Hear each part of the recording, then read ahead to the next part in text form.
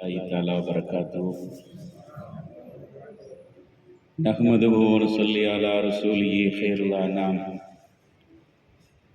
व अला आलिहिल अअलाम व असहाबिहिल किराम अम्मा बाद फ़क़द क़ाल अल्लाहु तआला फ़िल क़ुरानिल अज़ीम अऊज़ु बिल्लाहि मिनश शैतानिर रजीम बिस्मिल्लाहिर रहमानिर रहीम अलिफ लाम मीम ज़ालिकल किताबु ला रैब फ़ीहि हुदल लिल मुत्तक़ीन सदक़ल्लाहु मौलाना अज़ीम वक़ाल नबियुना सल्लल्लाहु अलैहि वसल्लम तरक्तु फ़ीकुम अम्रैन लन तज़िल्लु मा तमस्सक्तुम बिहिमा किताबुल्लाह व सुन्नतु रसूलिल्लाहि सल्लल्लाहु अलैहि वसल्लम सदक़ सादिकुल अमीन सल्लल्लाहु अलैहि वसल्लम। புகழ் அனைத்தும் அல்லாஹ் ஒருவனுக்கே உரித்தாக. அவனுடைய சாந்தியும் சமாதானமும் சத்திய ரசூலுல்லாஹி ஸல்லல்லாஹு அலைஹி வஸல்லம் அவர்கள் மீதும் அன்னாருடைய வாழ்க்கை வழிமுறைகளை அப்படியே பின்பற்றிய சத்திய சஹாபாக்கள், தாபீன்கள், தபா தாபீன்கள், நல்லவர்கள், நம்மவர்கள் அனைவர் மீது உரித்தாக. பேரன்புமிக்க பெரியோர்களே, சங்கைக்குரிய அல்லாஹ்வின் நல்லடியார்களே, அல்லாஹ்வுடைய மாபெரும் கிருபையினால் புனிதமிக்க ரமலான் மாதத்தினுடைய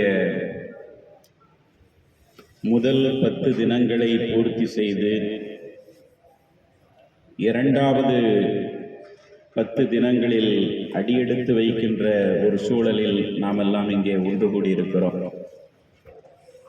அல்லாஹ்வுடைய தூதர் சொன்னதற்கிணங்க ரமலானுடைய முதல் 10 தினங்கள் அல்லாஹ்வுடைய ரஹமத்தை பெற்றுத்தரக்கூடிய தினங்கள், இரண்டாவது 10 தினங்கள் என்பது அல்லாஹ்வுடைய மக்ஃபிரத்தை பெற்றுத்தரக்கூடிய தினங்கள் என்று சொன்னதற்கிணங்க அல்லாஹ்வுடைய மன்னிப்பை அதிகமாக பெற்றுத்தரக்கூடிய வாய்ப்புகள் நிறைந்த இந்த இரண்டாவது 10 நாளை இப்பொழுது நாம் அடைந்திருக்கிறோம். பொதுவாகவே மார்க்க அடிப்படையில் அல்லாஹு தஆலா தன்னை திருக்குரானில் பல்வேறு கோணங்களில் அறிமுகம் செய்கின்ற போது இன்னல்லாஹ கஃபூருர் ரஹீம், இன்னல்லாஹ கான தவ்வாபர் ரஹீமா, நிச்சயமாக அல்லாஹு தஆலா கிருபையாளனாகவும் அடியார்களுடைய பாவங்களை மன்னிக்கக்கூடியவனாகவும் இருக்கிறான். அல்லாஹு தஆலா அடியார்களுடைய தௌபாக்களை ஏற்றுக்கொள்ளக்கூடியவனாக இருக்கிறான் என்று நூற்றுக்கணக்கான இடங்களில் இறைவன் தன்னை குறித்து அறிமுகம் செய்வதை பார்க்கிறோம். மனித இயல்பின் அடிப்படையில் அல்லாஹு தஆலா சில பலகீனங்களை நமக்கு கொடுத்திருப்பதின் அடிப்படையில் மனோ இச்சைக்கு கட்டுப்பட்டு பாவங்களிலேயும் தவறுகளிலேயும் நாம் ஈடுபட்டு விடுகிறோம். இருந்தாலும் அல்லாஹு தஆலா தன்னுடைய கருணையை கொண்டு தன்னுடைய அடியார்கள் உளப்பூர்வமாக தன்னிடத்திலே பாவ மன்னிப்பு தேடுகிற போது அல்லாஹ் நிச்சயமாக மன்னிப்பான், அதில் உங்கள் யாருக்கும் எந்த சந்தேகமும் வேண்டாம் என்ற கருத்துப்பட நூற்றுக்கணக்கான இடங்களில் திருக்குரானில் அல்லாஹு தஆலா சொல்லி இருப்பதை பார்க்கிறோம். அந்த அடிப்படையில் ரமலானுடைய இரண்டாவது 10 தினங்கள் என்பது அல்லாஹ்வுடைய மன்னிப்பை பெறுவதற்குரிய வாய்ப்புகள் நிறைந்த தினங்களாக இருக்கிறது. எல்லா நாட்களிலேயுமே அல்லாஹு தஆலா பாவ மன்னிப்பை ஏற்றுக்கொள்கிறான். நான் மனம் வந்து தௌபா செய்கின்ற போது அல்லாஹ் அதை ஏற்றுக்கொள்கிறார். ஆனால் இந்த இரண்டாவது 10 தினங்கள் இருக்கிறது, அது கூடிய அதிகமான முக்கியத்துவம் கொடுத்து, கூடுதலான முக்கியத்துவம் கொடுத்து அல்லாஹு தஆலா இந்த தினங்களை பாவ மன்னிப்பை பெறுவதற்குரிய வாய்ப்பு நிறைந்த தினங்களாக அல்லாஹு தஆலா ஆக்கி அமைத்திருக்கிறார். சில வாய்ப்புகள் வருகிற போது அதை முறையாக பயன்படுத்திக் கொள்ள வேண்டும். இல்லை என்றால் எவ்வளவு செலவு செய்தாலும் அந்த வாய்ப்பை மீண்டும் பெற முடியாது என்பது மார்க்கத்தினுடைய நிலைப்பாடு. உதாரணமாக விளங்கிக் கொள்வதற்காக ஒரு செய்தியை சொல்லுகிறேன். பெருமானாருடைய காலத்திலே நடைபெற்ற ஒரு பிரபலமான யுத்தம் மூத்தா என்று அழைக்கப்படக்கூடிய ஒரு யுத்தம். ரோமர்களுக்கும் இஸ்லாமியர்களுக்கும் மத்தியிலே நடைபெற்ற முக்கியத்துவம் வாய்ந்த ஒரு போர்க்களம் அது. இஸ்லாமியர்கள் 3000 சொச்சம் பேர் தான் இருந்தார்கள். ஆனால் எதிரணியிலே உள்ள வீரர்கள் சுமார் 2 லட்சம் பேர் இருக்கிற நிலையில் மிக பெரும் வலிமை மிக்க ஒரு படையை இஸ்லாமிய அணி சந்திக்க வேண்டிய ஒரு சூழலை அந்த நேரத்தில் ஏற்படுத்தியது. அப்படி இருக்கும் போது அந்த போர்க்களத்திற்கு வீரர்களை தேர்வு செய்து பெருமானார் அனுப்பி வைக்கின்ற போது நபி அவர்கள் நேரடியாக கலந்து கொள்ளவில்லை, தோழர்களை அனுப்பி வைத்தார்கள். அந்த படை யாருடைய தலைமையில் செல்கிறது என்றால், நபியினுடைய வளர்ப்பு மகனாக இருந்த ஹதரத் ஸைத் இப்னு ஹாரிஸா ரலியல்லாஹு அன்ஹு அவர்களுடைய தலைமையில் அந்த படை புறப்படுகிறது. இந்த நேரத்தில் பெருமானார் சொன்னார்கள், இந்த போர்படைக்கு தளபதியாக இருக்கக்கூடிய ஸைத் இப்னு ஹாரிஸா இந்த யுத்தத்திலே ஷஹீதாக்கப்பட்டு விட்டால் ஜாஃபர் இப்னு அபீ தாலிபை நீங்கள் தலைவராக ஏற்றுக்கொள்ளுங்கள். இவர் ஷஹீதாக்கப்பட்டார்னா ஜாஃபர் இப்னு அபீ தாலிபை நீங்கள் தளபதியாக நியமித்துக் கொள்ளுங்கள். அவரும் போர்க்களத்திலே ஷஹீதாக்கப்பட்டு விட்டால் அப்துல்லாஹ் இப்னு ரவாஹா, அப்துல்லாஹ் இப்னு ரவாஹாவை நீங்கள் தளபதியாக ஏற்றுக்கொள்ளுங்கள். அவரும் ஷஹீதாக்கப்பட்டு விட்டால் நீங்களே ஒரு முடிவுக்கு வந்து உங்களில் யாராவது ஒருவரை தளபதியாக தேர்வு செய்து கொள்ளுங்கள் என்று பெருமானார் சொல்றாங்க. இது எல்லாருக்கும் தெரிஞ்ச செய்திதான். இங்க என்ன கவனிக்க வேண்டிய விஷயம்னா, ரசூலுல்லாஹ் இப்படி சொன்ன உடனே ஒரு யூதர்கள்ல ஒருத்தர் வந்து ஸைத் இப்னு ஹாரிஸா ரலியல்லாஹு அன்ஹு கிட்ட கேட்கிறார், இந்த மாதிரி உண்மையான ஒரு இறை தூதர் இவர் கொல்லப்பட்டுட்டா அவர் கொல்லப்பட்டுட்டா இவர்னு சொன்னாலே நிச்சயமா அவர் கொல்லப்படுவார்ங்கிறது சத்தியபூர்வமான, அவர் கடந்த காலங்களில் உள்ள வேதத்தினுடைய கருத்தை அறிந்து வைத்திருந்ததினால் அவர் சொல்றாரு. அப்படி இருக்கும்போது நீங்க இந்த யுத்தத்தில் ஷஹீதாக்கப்படுவது உறுதி என்ற நிலையிலுமா இந்த போருக்கு நீங்கள் சந்தோஷத்தோடு கிளம்புகிறீர்கள் என்று ஹதரத் ஸைத் இப்னு ஹாரிஸாவிடத்திலே அந்த யூதர் கேட்கிறார். உடனே ஸைத் இப்னு ஹாரிஸா ரலியல்லாஹு அன்ஹு அவர்கள் சொன்னார்கள், இதில் என்ன தயக்கம் காட்ட வேண்டியது இருக்கிறது? இதைவிட சந்தோஷமான சுப செய்தி வேறு எனக்கு எது கிடைக்க முடியும்? அல்லாஹ்வுடைய தூதர் போர்க்களத்திலே கலந்து கொள்வதற்கு வாய்ப்பளித்ததோடு மட்டுமல்லாது இந்த போர்க்களத்திலே அல்லாஹ்வுடைய மார்க்கத்திற்காக ஷஹீதாகின்ற வாய்ப்பு எனக்கு கிடைக்கும் என்று இருக்கும் போது அதை ஏற்றுக்கொள்வதை விட எனக்கு வேறு சந்தோஷமான செய்தி என்ன இருக்க முடியும் என்று சொல்லிட்டு அவங்க போர்க்களத்துக்கு கிளம்பிடுறாங்க. ஆனா அந்த போர்படை அனுப்பப்பட்ட தினம் இருக்கிறதே, அது வெள்ளிக்கிழமை அதிகாலை நேரத்திலே அனுப்பப்படுகிறது. அந்த போர்க்களத்தில் ஒரு வீரராக இருந்த ஹதரத் அப்துல்லாஹ் இப்னு ரவாஹா ரலியல்லாஹு அன்ஹு என்ன செய்யறாங்கன்னா, எல்லாரும் வெள்ளிக்கிழமை அதிகாலையில கிளம்பிட்டாங்க. ஆனா அந்த 3வதாக இவரை தளபதியாக நியமித்துக் கொள்ளுங்கள் என்று சொன்ன அப்துல்லாஹ் இப்னு ரவாஹா ரலியல்லாஹு அன்ஹு என்ன செய்யறாங்கன்னா, இன்னைக்கு வெள்ளிக்கிழமையா இருக்கு, மஸ்ஜிது நபவியில ஜும்மாவுடைய பாக்கியம் இருக்கிறது, பெருமானாருக்கு பின்னால் நின்று ஜும்மாவுடைய தொழுகையில் கலந்து கொண்டு நாம் செல்லுவோம், நம்மிடத்தில் தான் வேகமாக செல்லக்கூடிய குதிரை இருக்கிறது அல்லவா, அதனால் படை வீரர்கள் முந்தி செல்லட்டும், நாம் பின்னால் சென்றாலும் அவர்களை சென்றடைந்து விடலாம் என்ற எண்ணத்துல ஜும்மா தொழுதுட்டு கிளம்புவான்னு சொல்லி அவங்க மதீனால இருக்கிறாங்க. எல்லா சஹாபாக்களும் காலையிலே கிளம்பிட்டாங்க, இவங்க மட்டும் கிளம்பல, ஜும்மாவுடைய தொழுகைக்காக இருக்கிறாங்க. மஸ்ஜிது நபவியில ஜும்மாவுடைய பிரசங்கத்தை முடித்து அந்த தொழுகையெல்லாம் முடிச்சதுக்கு பிறகு ரசூலுல்லாஹி ஸல்லல்லாஹு அலைஹி வஸல்லம் அவங்க பார்க்கறாங்க, அப்துல்லாஹ் இப்னு ரவாஹா அங்கே போர்க்களத்துக்கு செல்லாம அவர் நின்றுகிட்டு இருக்கிறார். அவரை கூப்பிட்டு கேட்டாங்க, எல்லாரும் போயிட்டாங்க, நீங்க போகலையான்னு கேட்டாங்க. உடனே அவர் சொன்னார், அல்லாஹ்வுடைய தூதரே, என்னிடத்தில் விரைவாக செல்லக்கூடிய வாகன வசதி இருக்கிறது, அவர்களை நான் சென்றடைந்து விடுவேன், அதோடு மட்டுமல்லாது கடைசியாக இந்த ஜும்மாவை உங்களுக்கு பின்னால் தொழுதுவிட்டு செல்லலாம் என்ற எண்ணத்தில் நான் இருந்தேன் என்று அவர் சொல்லுகிறார். ஏன்னா அவர் ஷஹீதாக்கப்பட போறாருங்கிறது உறுதி அவருக்கு தெரியும். அதனால தன்னுடைய ரூஹ் பிரிகிற இந்த கடைசி தருணத்தில் கடைசி வார ஜும்மாவாக அமைய பெற்றிருக்கிற இந்த தொழுகையை அல்லாஹ்வுடைய தூதருக்கு பின்னாடி மஸ்ஜிது நபவியில நிறைவேற்றணுங்கிற ஆர்வத்துல நான் இருக்கிறேன் அவர் சொன்ன உடனே நபிகள் நாயகம் ஸல்லல்லாஹு அலைஹி வஸல்லம் அவங்க என்ன சொன்னாங்க தெரியுமா? அப்துல்லாஹ் இப்னு ரவாஹாவே, நீங்க தவறு செஞ்சிட்டீங்களே, போங்கன்னு சொன்ன உடனேயே அந்த காலையிலேயே நீங்க கிளம்பி இருக்க வேண்டாமா? உங்களுடைய தோழர்கள் போன அந்த படையில் அந்த நேரத்தில் நீங்க கிளம்பி இருக்க வேண்டாம். வேண்டாமா? இவ்வளவு நேரம் நீங்க ஏன் தாமதப்படுத்துறீங்க அப்படின்னு சொல்லிட்டு அதுக்கு பிறகு சொன்னாங்க, வலவ் அன்ஃபக்த மில் அர்தி, இந்த பூமி முழுவதும் உமக்கு கொடுக்கப்பட்டு இந்த பூமி முழுவதையும் அல்லாஹ்வுடைய பாதையிலே நீ சர்மம் செய்தாலும் கூட மா அதுரக்க கதுபத்தகும், காலையில் கிளம்பி சென்றார்கள் அல்லவா, அவர்கள் பெற்ற நன்மையை உங்களால் பெற முடியாதுன்னு சொல்லிட்டாங்க. அவங்க போனாங்கல்ல, நான் போங்கன்னு சொன்ன உடனே போயிடணும். அது ஜும்மாவுடைய தொழுகையா, இங்க இருக்கணுமா வேண்டாமாங்கிறதெல்லாம் நீங்க யோசிக்காம அல்லாஹ்வுடைய தூதரின் உத்தரவு வந்தவுடன் அந்த உத்தரவை செயல்படுத்துறதுக்காண்டி அவங்க போனாங்க தெரியுமா? கிட்டத்தட்ட ஒரு 6-7 மணி நேரம் உங்களுக்கு முன்னாடி அவங்க கிளம்பி போயிட்டாங்க. அந்த 6-7 மணி நேரம் இருக்கிறதல்லவா, அந்த நேரத்தை நீங்கள் இந்த பூமி முழுவதும் உங்களுக்கு செல்வமாக கொடுக்கப்பட்டு அது அல்லாஹ்வுடைய பாதையில செலவழிச்சா கூட அந்த 6-7 மணி நேரம் உங்களுக்கு முன்னால் சென்று விட்டார்கள் அல்லவா, அவர்கள் பெற்ற நன்மையை உங்களால் பெற முடியாது சொன்னாங்க. அப்ப வாய்ப்புகள் வருகிற போது அதை பயன்படுத்திக் கொள்ளவில்லை என்றால் அந்த வாய்ப்பை இழந்துட்டோம்னா அதை எவ்வளவு பெரிய நஷ்டஈடை கொடுத்தாலும் பெற முடியாது என்பதுதான் மார்க்கத்தினுடைய நிலைப்பாடு.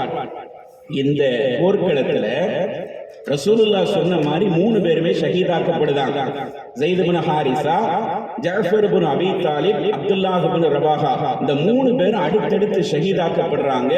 மூத்தா போர்க்களத்தில் நடைபெறுகிற அந்த காட்சியை பெருமானார் மஸ்ஜிது நபவியினுடைய மிஹ்ராபில் நின்று கொண்டு அவர்கள் சஹாபாக்களுக்கு அறிவித்துக் கொண்டே இருக்கிறார்கள். நேரடி வர்ணனை செய்து கொண்டே இருக்கிறார்கள். இப்பொழுது ஸைத் இப்னு ஹாரிஸா கொல்லப்பட்டார், அவருக்கு பிறகு ஜஅஃபர் இப்னு அபீ தாலிப் வருகிறார், அவர் கொல்லப்பட்டார், அவருக்கு பிறகு அப்துல்லாஹ் இப்னு ரவாஹா வருகிறார், அவர் கொல்லப்பட்டார் என்று நேரடியாக தொலைக்காட்சியில பார்க்கிற மாதிரி பெருமானார் மஸ்ஜிது நபவியில நின்னுக்கிட்டு அந்த காட்சியை அப்படியே வர்ணித்துக்கிட்டு இருக்கிறாங்க. அப்படி வர்ணனை செய்கிற போது பெருமானார் சொன்ன ஒரு தகவல் என்ன தெரியுமா? ஸைத் இப்னு ஹாரிஸா இறந்தவுடன் அவருடைய ரூஹை மலக்குமார்கள் அல்லாஹ்விடத்தில் கொண்டு செல்கிறார்கள். எப்படி கொண்டு செல்கிறார்கள் தெரியுமா? ஒரு தங்க கட்டிலில் அவருடைய ரூஹு வைக்கப்பட்டு அது கண்ணியமாக உயர்த்தப்படுகிறது. இரண்டாவதாக ஜஅஃபர் இப்னு அபீ தாலிபினுடைய ரூஹும் தங்க கட்டிலில் வைத்து அவருடைய ரூஹும் உயர்த்தப்படுகிறது. அப்துல்லாஹ் இப்னு ரவாஹாவினுடைய ரூஹும் அதே மாதிரி உயர்த்தப்படுகிறது என்று சொன்ன நபி அவர்கள் மூன்றாவதாக சொன்ன அந்த அப்துல்லாஹ் இப்னு ரவாஹாவை பற்றி சொல்லும்போது அவருடைய ரூஹு கொண்டு செல்லப்படுகிற அந்த தங்க கட்டிலுடைய ஒரு முனை மட்டும் லேசாக வளைந்திருந்ததை நான் பார்க்கிறேன் என்று ஹஜ்ரத் ரசூலுல்லாஹி ஸல்லல்லாஹு அலைஹி வஸல்லம் அவங்க சொல்றாங்க. அப்ப சொர்க்கத்துக்கு போகும்போது கூட ஒரு சின்ன வித்தியாசத்தை அல்லாஹ் தஆலா ஏற்படுத்தியிருந்தாங்க. அந்த 2 பேருடைய அந்த கட்டிலும் சரிசமமாக பார்ப்பதற்கு கம்பீரமாக இருக்கிறது. இவருடைய அந்த கட்டில் மட்டும் ஒரு முனை வளைந்ததாக இருப்பதை நான் பார்க்கிறேன் சொல்லி நபிகள் நாயகம் ஸல்லல்லாஹு அலைஹி வஸல்லம் அவங்க சொல்றாங்கன்னா, சில வாய்ப்புகள் வருகிற போது அதை சரியாக பயன்படுத்தவில்லை என்றால் இழந்ததுதான் என்பதைத்தான் இந்த இடத்தில் பெருமானார் தெளிவுபடுத்துறாங்க. இதை இங்க சொல்றதுக்கு என்ன காரணம்னா, இந்த ரமலானுடைய இந்த 2வது 10 தினங்கள் இருக்கிறதே அல்லாஹ்வுடைய மன்னிப்பை பெறுவதற்குரிய வாய்ப்பாக அமைய பெற்ற தினங்களாக இருக்கிறார்.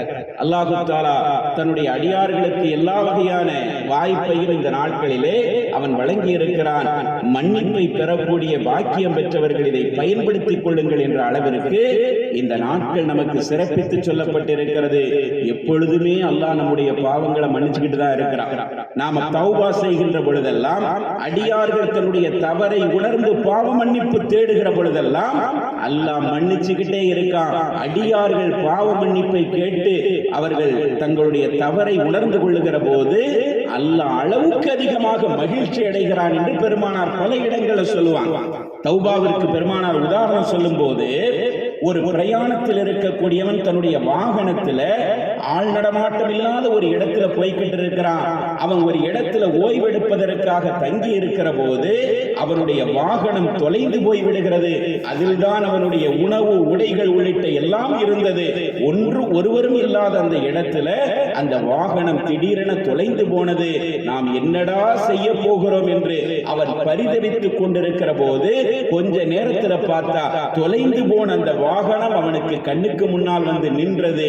நின்ற நேரத்தில் நேரத்தில் அவன் அளவுக்கு அதிகமான மகிழ்ச்சி அடைந்தவனாக, தலைகால் புரியாதவனாக அவன் பேசினான்.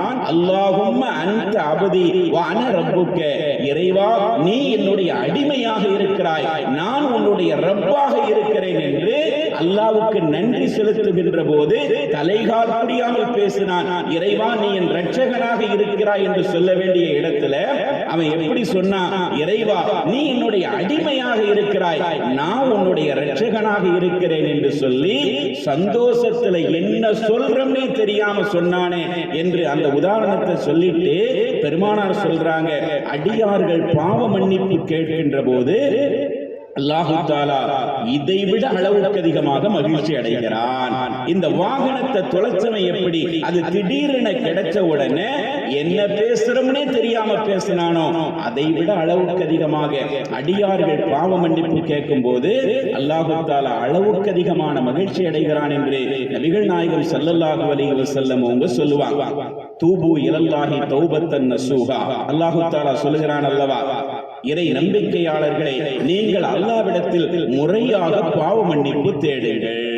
தௌபத்தன் நசூஹா என்பதற்கு திருமறை குர்ஆனுடைய விரிவுரையாளர்கள் என்ன விளக்கம் சொல்றாங்கன்னா, தௌபாவை ஒழுங்கா செய்யறது, அழகா செய்யறது, முறையா செய்யறதுனா என்னன்னா, முதல்ல ஒரு பாவத்தை நாம செஞ்சுக்கிட்டு இருக்கோம், ரொம்ப நாட்களா அது நம்முடைய பழக்கத்துல இருக்கு, அதுல இருந்து விடுபட வேண்டும், இறைவனிடத்துல மன்னிப்பு கேட்கணும்னு நினைக்கும் போது முதல் விஷயமாக அந்த பாவத்திலிருந்து நம்மை விலகிக் கொள்ள வேண்டும், பாவத்திலிருந்து நம்மை தற்காத்துக் கொள்ள வேண்டும். இனிமே நான் அதை செய்ய மாட்டேன், அந்த பாவத்தை அதோடு முடிச்சிட்டு இனிமே நான் செய்ய மாட்டேன் என்ற உறுதிப்பாங்கோடு வந்துவிட வேண்டும்.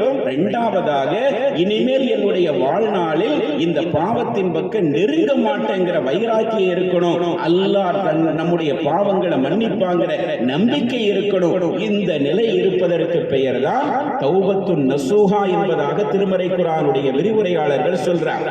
நீங்க தௌபா செஞ்சீங்கன்னா அல்லாஹ் நிச்சயமா உங்களுடைய பாவங்களை ஏத்துக்கிடுவான். எத்தனை வருஷ பாவங்களா இருந்தாலும் சரிதான், யாரும் கவலைப்பட வேண்டாம். நம்ம எவ்வளவு நாளா இந்த தப்பை செஞ்சிட்டோம், எவ்வளவு நாளா இந்த பாவத்திலே கூறி கிடக்கிறோம், நமக்கெல்லாம் தௌபா உண்டா என்று யாரும் எண்ண வேண்டாம். எத்தனை வருஷ பாவமா இருந்தாலும் அல்லாஹ் மனம் திருந்தி வருபவர்களுடைய தௌபாவை ஏத்துக்கிறதுக்கு தயாரா இருக்கிறார் என்பது மட்டுமில்லாம அப்படி தௌபா செய்கின்ற போது அல்லாஹ் அளவுக்கு அதிகமாக ஆனந்தம் அடைகிறான். என் அடியான் திருந்தி விட்டான், என் அடியான் எவ்வளவு நாள் இப்படி இருந்தாலும் அவன் தன்னை விடுவித்துக் கொண்டான் என்று அல்லாஹ் ஆனந்தம் அடைகிறான். ஒரு தாயினுடைய அன்பை விட பல நூறு மடங்கு அதிகமான அன்பு கொண்டவன் இறைவன் அல்லவா. ஒரு தாய் தன்னுடைய பிள்ளை எத்தனை வருஷமா தப்பு செய்கிறவனா இருந்தாலும் மனம் திருந்தி வருகிற போது கடந்த காலங்கள் எதையும் நினைத்து பார்க்காம தாம் பிள்ளையை எப்படி அவ ஏற்றுக்கிறவாளோ அதை விட அளவுக்கு அதிகமாக அல்லாஹ் தஆலா நம் மீது அன்பு கொண்டிருப்பதினால் நாம தௌபா செய்கிற போது அது எத்தனை வருஷ பாவமாயிருந்தாலும் அல்லாஹ் தஆலா அதை மனமுவந்து ஏற்றுக்கொள்கிறான், அதை பார்த்து ஆனந்தம் அடைகிறான் என்பதை வரலாற்றினுடைய பல்வேறு செய்திகள் நமக்கு உணர்த்தி கொண்டிருக்கிறது. அதற்கு மூசா அலைஹிஸ்ஸலாத்துடைய காலத்தில் நடைபெற்ற ஒரு வரலாற்று செய்தி திருமறை குர்ஆனுடைய விரிவுரைகள் உள்ளிட்ட நூல்களில் குறிப்பிடப்பட்டிருக்கு. மூசா நபியினுடைய காலத்துல ஒரு கட்டத்துல பார்த்தா ரொம்ப நாட்களா மழை இல்லாத ஒரு நிலையை சந்திக்கிறாங்க. எல்லாம் வறண்டு போச்சு, கடுமையான பஞ்சம். அந்த மாதிரி மழை இல்லாத சூழ்நிலையை சந்திச்ச உடனே மூசா அலைஹிஸ்ஸலாத்திடத்துல வந்து முறையிடுறாங்க மக்கள்லாம். நீங்க அல்லாஹ்வுடைய தூதர் தானே, ஏதாவது இதற்கு வழி சொல்லுங்கன்னு சொன்ன உடனே மூசா அலைஹிஸ்ஸலாம் எல்லா மக்களையும் ஒரு இடத்துல ஒன்று கூட சொல்றாங்க. சலாத்துல் இஸ்திஸ்கான்னு சொல்லக்கூடிய மழை தேடி தொழுகின்ற அந்த தொழுகையை நடத்துறதுக்கு தயாராகிறாங்க. எல்லாரும் வந்து நிக்கிறாங்க. பனு இஸ்ரவேலர்கள் முழுவதும் ஒரு பெரிய மைதானத்துல ஒன்று கூடி இருக்கிறாங்க. தொழுகை நடைபெறுகிறது. தொழுது முடித்தவுடன் இறைவனிடத்தில் மூசா அலைஹிஸ்ஸலாம் பிரார்த்தனை செய்கிறார்கள். ஆனா பிரார்த்தனை செஞ்சுட்டு அவங்க நின்று பார்க்கறாங்க, மழை வர்றதுக்கான எந்த அறிகுறியுமே இல்லை. அல்லாஹ்வுடைய தொடர்புல இருந்தவங்க அல்லவா மூசா அலைஹிஸ்ஸலாம், நம்மை போன்ற சாமானியர்கள் அல்ல, இறைவனுடைய வஹியினுடைய தொடர்பில் இருந்தவர்கள். அவர்கள் கையேந்தினார்கள் என்று சொன்னா உடனடியாக இருக்கக்கூடிய பலனை அல்லாஹ் தஆலா காட்டுவான். பெருமானாருடைய காலத்தில் எத்தனை தடவைகள் மழை தேடி தொழுகை நடத்துகின்ற போது உடனடியாக மழையை இறக்கி அல்லாஹ்வுடைய தூதர் இவர்கள் என்பதை அல்லாஹ் உண்மைப்படுத்தி இருக்கிறார். இப்ப மூசா அலைஹிஸ்ஸலாம் கையேந்தி துஆ செய்றாங்க, கொஞ்ச நேரம் நின்று பார்க்கறாங்க, மழையினுடைய எந்த அறிகுறியும் வரல. மூசா அலைஹிஸ்ஸலாத்துக்கு ரொம்ப கவலையா போச்சு. அல்லாஹ்வுடைய தூதர் எல்லார்ட்டையும் சொல்லிக்கிட்டு இருக்கிறோம், அவங்க நம்மள்ட்ட கேட்டாங்க, நாமளும் இப்படி ஒரு வழியை சொன்னோம், இப்ப அல்லாஹ்விடத்துல துஆ செய்றோம், அல்லாஹ்விடத்துல துஆ செஞ்சு மழை பெய்யலனா இந்த மக்கள் நம்மளை கூட கொண்டு போய் பிடித்துருவாங்களோ அப்படிங்கிற ஒரு தடுமாற்றத்துல அவங்க அல்லாஹ்விடத்துல கேட்கிறாங்க, ரப்பி நான் உனக்காக தொழுது துஆ செய்திருக்கிறேன், இந்த மக்களை எல்லாம் அழைத்து பாவ மன்னிப்பு கேட்க சொல்லி இருக்கிறேன், நீ ஏன் இன்னும் மழையை கொடுக்கவில்லை என்று இறைவனிடத்தில் அவர்கள் கேட்கின்ற போது அல்லாஹ்வுடைய தரப்பிலிருந்து சொல்லப்படுகிறது, மழை தேடி நீங்கள் எல்லோரும் வந்திருக்கிறீர்கள், பல்லாயிரக்கணக்கான மக்கள் இங்கே கூடியிருக்கிறார்கள், ஆனால் இந்த கூட்டத்தில் ஒரு பெரும் பாவி இருக்கிறான், அவனுடைய பாவ செயல் என்பது இன்று நேற்று நடைபெறுவதல்ல, சுமார் 40 ஆண்டுகளாக தன்னுடைய பாவமான காரியத்தில் அவன் நிலைத்திருக்கிறான். ஒரு சின்ன மனமாற்றமோ சின்ன திருந்துகிற நிலையோ 40 வருஷ காலத்தில் அவன்கிட்ட ஏற்பட்டதே இல்லை.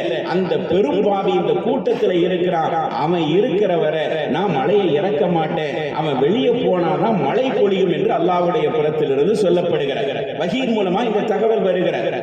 அப்ப மூசா அலைஹிஸ்ஸலாம் என்ன செஞ்சாங்க, அந்த மக்களை பார்த்து பேசுறாங்க, அல்லாஹ்விடத்தில் நான் அந்த மாதிரி உங்களுக்காண்டி துஆ செஞ்சு நான் கேட்டேன், அப்ப அல்லாஹ் அந்த மாதிரி சொல்றான், உங்கள யாரோ ஒரு பெரும் பாவி 40 ஆண்டு காலமாக அல்லாஹ்வுக்கு விரோதமான வாழ்க்கை வாழ்ந்து கொண்டிருக்கிற ஒரு நபர் இருக்கிறான், அவன் வெளியே போற வரை மழை கிடைக்காது என்று அல்லாஹ் சொல்லிட்டான், தயவு செஞ்சு அது யாருங்கிறத நீங்களே உங்களுடைய மனசாட்சியை தொட்டு கேட்டு பாருங்க, உங்களுக்கு தெரியும், அதனால நீங்களே அப்படிப்பட்ட நபர் யாருன்னு முடிவு பண்ணி அந்த நபர் இந்த கூட்டத்தில் இருந்து வெளியேறி விடட்டும், அதுதான் மக்களுக்கு நல்லது என்று அவர்கள் அறிவிப்பு செய்தவுடன் எல்லாரும் ஒருத்தர் பார்க்கிறாங்க, இவராயிருக்குமோ அவராயிருக்குமோன்னு சொல்லி ஒவ்வொருத்தரும் தங்களுடைய கடந்த கால வாழ்க்கையெல்லாம் நினைச்சு பார்க்காங்க.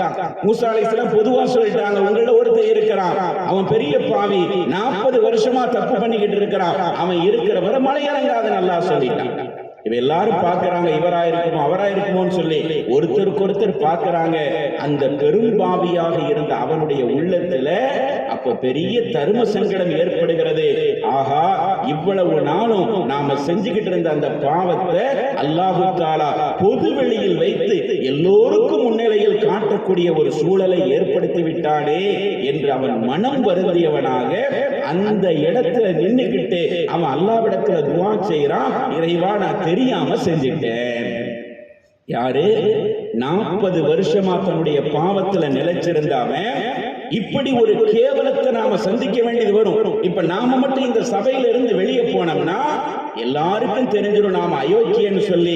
இவ்வளவு நாளும் நம்மள நல்லவனா காட்டிக்கிட்டு இருந்த நாம இப்ப கேவலப்பட்டு போயிருவோமே அப்படிங்கிற எண்ணத்துல அல்லாஹ்விடத்தில் சொன்னான், இறைவா இந்த நேரத்துல எனக்கு உன்னை விட்ட வேற நாதி கிடையாது, உன்னிடத்தில் மீளுவதை தவிர எனக்கு எந்த வழியும் இல்லை, அதனால நான் மனமோந்து உன்னிடத்துல பாவ மன்னிப்பு கேட்கிறேன், என்னுடைய பாவத்தை ஏத்துக்கோ வஸ்துரணி, என்னுடைய பாவத்தை ஏத்துக்கிறதோடு மன்னிக்கிறதோடு மட்டும் இல்லாம என்னுடைய இந்த தவறான நடவடிக்கையை மக்களுடைய பார்வைக்கு நீ காட்டிராத, நான் யாருனே தெரியாம என்னை மறைச்சிருன்னு சொல்லி அல்லாஹ்விடத்தில் அவன் துஆ செய்றான். அந்த இடத்துல கடைசி காலகட்டத்தில் வச்சு எப்படி யூனுஸ் அலைஹிஸ்ஸலாத்துடைய கூட்டத்தினர் அல்லாஹ்வுடைய அதாப நேரடியா பார்த்த உடனே அந்த கடைசி கட்டத்துல அல்லாஹ்விடத்துல பாவ மன்னிப்பு தேடுறாங்க, அதை அல்லாஹ் தஆலா ஏத்துக்கிட்டான். குர்ஆன் சொல்லுகிறார், யூனுஸ் அலைஹிஸ்ஸலாம் பல ஆண்டுகளாக போராடினாங்க, போராடிட்டு ஒரு கட்டத்துல இதுக்கு மேல உங்களை திருத்த முடியாதுன்னு சொல்லிட்டு அவங்க கோபப்பட்டு அந்த ஊரை விட்டு வெளியே போயிடுறாங்க. அவங்க வெளியே போனதுக்கு பிறகு அல்லாஹ்வுடைய அதாபு வருகிறது. அந்த அதாபினுடைய அடையாளங்கள் அவங்க பார்த்த உடனே மனசு மாறி துஆ செஞ்சாங்க, பாவ மன்னிப்பு கேட்டாங்க. கேட்ட உடனே அல்லாஹ் தஆலா அவங்களுடைய பாவ மன்னிப்பையும் ஏற்றுக்கொண்டான். திருக்குர்ஆன் சொல்லுகிறார். அந்த மாதிரி கடைசி கட்டத்துல அந்த நிர்பந்தமான நிலையில நின்றுகிட்டு இருந்த அந்த மனுஷன் அல்லாஹ்விடத்துல இப்படி பாவ மன்னிப்பு கேட்ட உடனே ஒரு சில நிமிடங்கள் தான் கடந்திருக்கும், கடுமையான மழை பொழிகிறது. எல்லாரும் அதே இடத்துல தான் நிக்கிறாங்க. மழை பொழிகிறது, எல்லாரும் எதிர்பார்த்துக்கிட்டு இருக்கிறாங்க. யாராவது ஒருத்தர் வெளியே போறான், அவ்வளவு பெரிய அயோக்கியன் யார் என்பது நமக்கு எல்லாம் தெரிய போகுதுன்னு சொல்லி எல்லாரும் எதிர்பார்த்துட்டு இருக்கிறாங்க. யாருமே வெளியே போகல, ஆனா மழை பொழிகிறது. இப்ப மூசா அலைஹிஸ்ஸலாத்துக்கு ஆச்சரியமா போச்சு. என்னடா இது, அல்லாஹ் தஆலா சொன்னா இப்படி ஒரு மோசமான மனிதன் இருக்கிறான், அவன் இருக்கிற வரை மழை பெய்யாது, அவன் வெளியே போனாதான் மழை பெய்யும் அல்லாஹ் சொன்னானே, ஆனா யாருமே வெளியே போன மாதிரி தெரியலையே, மழை பெய்கிறது என்று அல்லாஹ்விடத்தில் அவர்கள் திரும்ப கேட்கின்ற போது அல்லாஹு தஆலா இந்த செய்தியை வஹீயின் மூலமாக சொல்லுகிறான். என் அடியான் 40 ஆண்டுகள் எனக்கு விரோதமாக இருந்தாலும் கூட இந்த கடைசி கட்டத்தில் இறைவா என்னை இழிவுபடுத்தி விடாதே, நான் திருந்தி விடுகிறேன் என்று என்னிடத்தில் மன்னிப்பு கேட்டான். அந்த மன்னிப்பின் காரணமாக நான் ஆனந்தம் அடைந்தேன். அல்லாஹ் சொல்றான். எப்படி பெருமானார் சொல்றாங்களோ, தௌபா செய்கின்ற போது அந்த பிரயாணத்தில் இருப்பவன் எவ்வளவு ஆனந்தம் அடைந்தானோ அதை விட அல்லாஹ் தஆலா ஆனந்தம் அடைவான் என்று சொன்னாங்களே, அதே கருத்தை மூசா அலைஹிஸ்ஸலாத்தில் அல்லாஹ் சொல்றான். அவன் தௌபா செஞ்சதை பார்த்து, பாவ மன்னிப்பு தேடினதை பார்த்து நான் சந்தோஷம் அடைஞ்சேன், என்னுடைய சந்தோஷத்தின் காரணமா உங்களுக்கு எல்லாருக்கும் மழையை கொடுக்கிறேன்னு சொன்னான். இப்ப மூசா அலைஹிஸ்ஸலாம் கடைசியா கேட்டாங்க, சரி நடந்ததெல்லாம் இருக்கட்டும், அது யாருன்னு எனக்கு சொல்லேன். அது யாருன்னு, அது யாரு அந்த ஆளு, 40 வருஷமா இப்படி இருந்த ஆளு யாருன்னு எனக்கு சொல்லேன்னு சொல்லி அல்லாஹ்விடத்துல கேட்கும் போது அல்லாஹ் சொன்னா, 40 வருஷமா எனக்கு விரோதமாக வாழ்ந்த ஒருவனையே நான் இழிவுபடுத்தாம காட்டி கொடுக்காம இருந்த நிலையில் இப்பொழுது என்னிடத்தில் தௌபா செய்து வந்தவனையா நான் காட்டி கொடுக்க போகிறேன், அவனை நான் இழிவுபடுத்துவனா? இது எனக்கு உகந்த காரியம் அல்ல. அதனால அவன் யாருங்கிற செய்தியை நீங்க தெரிஞ்சுக்கணும்னு நினைக்காதீங்க. அது யாருக்குமே தெரியல, மூசா அலைஹிஸ்ஸலாம் உள்ளிட்ட யாருக்குமே தெரியல அது யாருன்னு. ஆனா யாரோ ஒருவர், அவர் யாருங்கிறத கூட அல்லாஹ் தஆலா காட்டி கொடுக்க விரும்பவில்லை என்பதை நாம் பார்க்கிறோமே. அந்த அளவிற்கு அல்லாஹ் தஆலா தன்னுடைய அடியார்கள் மனமோந்து தௌபா செய்கிற போது, பாவ மன்னிப்பு தேடுகிற போது அவன் அளவுக்கு அதிகமாக ஆனந்தம் அடைகிறான், அதை ஏற்றுக்கொள்வதற்கு தயாராக இருக்கிறான் என்பதைத்தான் இந்த செய்திகள் எல்லாம் நமக்கு சொல்லிக் கொண்டிருக்கிறார். அடுத்து பாருங்கள், நபிகள் நாயகம் ஸல்லல்லாஹு அலைஹி வஸல்லம் அவர்கள் சொல்லுவார்கள், அல்லாஹ்விடத்தில் நம்முடைய தவறுகளுக்காக பாவ மன்னிப்பு தேடுகிற போது அல்லாஹ் ஏற்றுக்கிறான். அது இரண்டாவது விஷயம். முதல் விஷயம். அதுக்கு அடுத்து என்னன்னா, பாவ மன்னிப்பு தேடுகிற போது அல்லாஹ் தஆலா நம்முடைய வாழ்விலே ஏற்படக்கூடிய எல்லா வகையான நெருக்கடிகளிலிருந்தும் வெளியேறக்கூடிய வழியை நமக்கு தருகிறான். பெருமானார் சொன்ன வார்த்தை, மன் லஸிமல் இஸ்திக்ஃபார ஜஅலல்லாஹு மின் குல்லி லீக்கின் மஹரஜா. அல்லாஹ் தஆலா எல்லா வகையான நெருக்கடியிலிருந்தும் வெளியே வரக்கூடிய வழியை அவனுக்கு ஏற்படுத்துகிறான். எத்தனையோ நெருக்கடிகள்ல இந்த உலகத்துல நாம மாட்டிக்கிறோம், அதிலிருந்து வெளியே வர்றதுக்கு நாம என்ன செய்யணும்? அல்லாஹ்வுடைய தூதர் சொல்றாங்க, அதிகமா பாவ மன்னிப்பு தேடுற வழக்கத்தை நீங்க ஏற்படுத்திக்கிறீங்க. அப்படி ஏற்படுத்துறீங்கன்னா எல்லா வகையான நெருக்கடியிலிருந்தும் அல்லாஹ் தஆலா உங்களை வெளியாக்குவார். அதே மாதிரி உங்களுக்கு ஏற்படக்கூடிய எல்லா கவலைகளிலிருந்தும் அல்லாஹ் தஆலா உங்களுக்கு மனமகிழ்ச்சியை ஏற்படுத்தி தருவார். வயர்ஸுகுஹு மின் ஹைஸு லா யஹ்தஸிப். நீங்கள் விரும்பாத, நீங்கள் கணக்கிட்டு பார்க்காத விதத்தில் அல்லாஹ் தஆலா உங்களுக்கு ரிஸ்க் வழங்குவான் என்று பெருமானார் சொல்றாங்க. பாவ மன்னிப்பு தேடுறது மூலமா நம்முடைய பாவங்கள் மன்னிக்கப்படுவது ஒரு நிலை. அதைவிட அதிகப்படியாக பெருமானார் சொல்றாங்க, இந்த உலக வாழ்வில் உங்களுக்கு ஏற்படக்கூடிய எல்லா நெருக்கடிகளிலிருந்தும் அல்லாஹ் தஆலா உங்களை வெளியே கொண்டு வருவான். உங்களுடைய மனதிலே ஓடிக்கொண்டிருக்கிற கவலைகளிலிருந்து நிவாரணம் பெறுகிற ஒரு தன்மையை உங்களுக்கு தருவான். பொருளாதாரத்திலே விசாலமான பரக்கத்தான ஒரு நிலையை அல்லாஹ் தஆலா உங்களுக்கு தருவான் என்று நபிகள் நாயகம் ஸல்லல்லாஹு அலைஹி வஸல்லம் அவர்கள் சொல்றாங்க. அதைத்தான் அல்லாஹ் தஆலா பல இடங்கள்ல திருக்குர்ஆன்ல சொல்லி காட்டுறான். இமாம் ஹஸனுல் பஸ்ரி ரஹ்மத்துல்லாஹி அலைஹி அவங்களுடைய காலத்துல நடைபெற்ற ஒரு நிகழ்வு. இவங்க யாருன்னா, இமாம் ஹஸனுல் பஸ்ரி தாபீன்களுடைய காலத்துல வாழ்ந்த மிக பேணுதலான ஒரு நபர், மிகச் சிறந்த மார்க்க அறிஞர். அவங்க ஒரு நாள் தன்னுடைய தோழர்களிடத்துல மார்க்கம் சம்பந்தமாக உரையாடிக்கிட்டு இருக்கும் போது ஒருத்தர் வந்து கேட்கிறாரு, இமாம் அவர்களே, நாங்க இருக்கக்கூடிய பகுதியில மழை இல்லாம கடுமையான பஞ்சமாயிருக்கு, அதுக்கு நாங்க என்ன செய்யணும்னு கேட்கிறாரு. உடனே இமாம் ஹஸனுல் பஸ்ரி சொன்னாங்க, இஸ்தக்ஃபிரில்லாஹ், அல்லாஹ்விடத்துல பாவ மன்னிப்பு தேடு, எல்லாம் சரியா போயிடும். அவர் போயிட்டார். திரும்ப கொஞ்ச நேரம் கழிச்சு இன்னொருத்தர் வந்தாரு. இமாம் அவர்களே, நான் ரொம்ப பொருளாதார நெருக்கடியில இருக்கிறேன், கடுமையான வறுமையினால் நான் பீடிக்கப்பட்டிருக்கிறேன், எவ்வளவுதான் முயற்சி செய்து நான் சம்பாதித்தாலும் என்னால் முன்னுக்கு வர முடியாத ஒரு சூழல் இருக்கிறது, நான் என்ன செய்யணும்னு கேட்கும் போது அவர்கிட்டையும் அதே பதில சொன்னாங்க, இஸ்தக்ஃபிருல்லாஹ், அல்லாஹ்விடத்துல பாவ மன்னிப்பு தேடு. மூணாவதா ஒருத்தர் வந்தாரு, உதுல்லாஹ யர்சுகனி வலதா. இமாம் அவர்களே, எனக்கு ரொம்ப நாளா கல்யாணமாயி குழந்தை பாக்கியம் இல்லாமல் இருக்கிறேன், அல்லாஹ்விடத்துல நீங்க துஆ செய்யுங்கன்னு சொன்ன உடனே இமாம் சொன்னாங்க, இஸ்தக்ஃபிருல்லாஹ். அவருக்கு அதே விஷயத்தை சொன்னாங்க, நீ அல்லாஹ்விடத்துல பாவ மன்னிப்பு தேடு. நாலாவதா இன்னொருத்தர் வந்தாரு, இமாம் அவர்களே, என்னுடைய தோட்டத்தில் சரியான நீர் ஆதாரங்கள் இல்லாததின் காரணமாக என்னுடைய விவசாய நிலங்கள் எல்லாம் வறண்டு போய் கிடக்கிறது, தண்ணீர் தட்டுப்பாடாக இருக்கிறது எனக்கு என்று சொன்னவுடன் அவர்கிட்டையும் அதே பதில சொன்னாங்க, நீ அல்லாஹ்விடத்துல பாவ மன்னிப்பு தேடு. 4 பேர் போயிட்டாங்க. 4 பேர் வந்தாங்க தனித்தனியா. 4 பேருக்கும் ஒரே பதில சொன்னாங்க, நீங்க பாவ மன்னிப்பு தேடுங்க.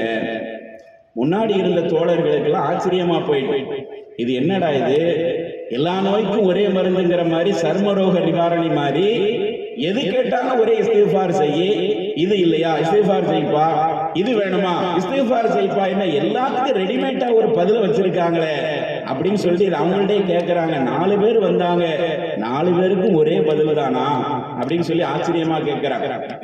உடனே ஹசனுல் பஸ்ரி ரஹ்மத்துல்லாஹி அலைஹி சொன்னாங்க, 4 பேருக்கும் ஒரே பதிலை சொன்னேன், ஆனால் என்னுடைய சுய அறிவை கொண்டு அந்த பதிலை நான் சொல்லவில்லை.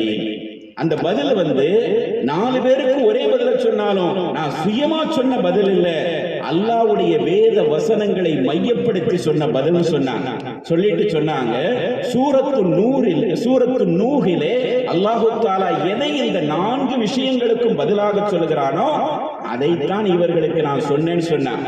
சூரத்து நூஹில் அல்லாஹு தஆலா என்ன சொல்லுகிறான், நூஹ் அலைஹிஸ்ஸலாத்துடைய காலத்துல கடுமையான வறட்சி பஞ்சம் ஏற்படுகிறது, 40 வருஷமா மழை பெய்யாமே இருந்தது என்று விரிவுரையாளர்கள் சொல்றாங்க.